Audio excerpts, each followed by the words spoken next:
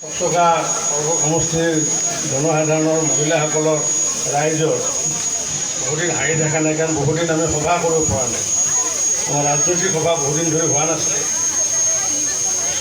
আৰু দুদিনমান আগতে মোক ক'লে যে দাদা আপুনি সৰভোগ আৰু কেনেকৈ ভৱানীপুৰ সৰভোগ হ'ল, এই কথাখিনি দাদা আপোনালোকক বুজাই দিলে ভাল আছিলে।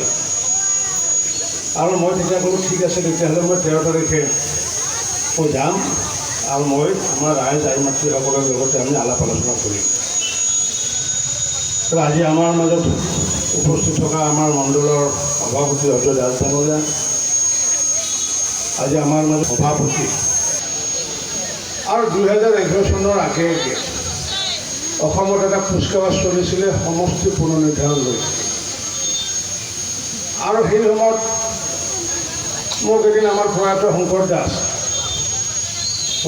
ডাঙৰীয়াই মোক ক'লে যে আমি এখন মেমৰেণ্ডাম দিব লাগে ইলেকশ্যন কমিশ্যনত, যে আমাৰ নামটো যাতে সমষ্টিৰ নামটো যাতে সৰভোগ বুলি থাকে বা বননগৰ বুলি থাকে।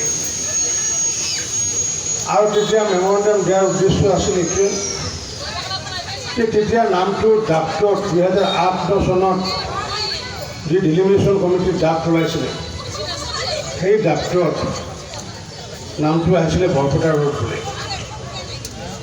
আৰু সেই সময়কুচি সমষ্টিৰ নামটো আহিছিলে ভোজালী বুলি। আৰু মেমৰেণ্ডাম দিছিলোঁ